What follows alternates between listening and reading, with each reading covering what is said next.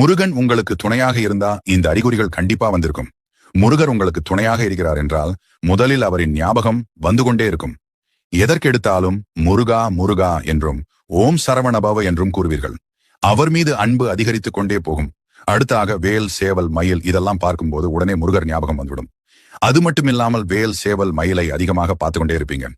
முருகனுக்கு உரிய சிறப்பான நாள் வருகிறது என்றால், அந்த நாளை நீங்கள் ஏதோ ஒரு காரணத்தினால் மறந்துவிட்டீர்கள் என்றால், அன்றைய தினம் உங்கள் மனதிலும் கண்களிலும் முருகனின் உருவப்படமோ முருகர் சம்பந்தப்பட்ட பொருட்களோ உங்க முன்னாடி வந்து ஞாபகப்படுத்தும். இது மாதிரி உங்களுக்கு நடந்திருக்கப்ப போய் காலண்டர் பாத்தீங்கன்னா அன்னைக்கு முருகருக்கு உகந்த நாளாக தான் இருக்கும். விசாக நட்சத்திரம், கிருத்திகை, செவ்வாய்க்கிழமை, சஷ்டி இது மாதிரி ஏதோ ஒரு நாளாக இருக்கும்.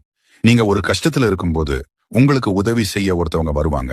அவங்க பேர் கண்டிப்பா முருகன் பேர்கள் உள்ள ஒருத்தவங்களாகத்தான் இருப்பாங்க. அடுத்து மனசுக்குள்ள ஏதாவது ஒண்ணு போட்டு குழப்பிட்டு இப்ப நம்ம எடுத்திருக்கக்கூடிய இந்த முடிவு சரியா தப்பான்னு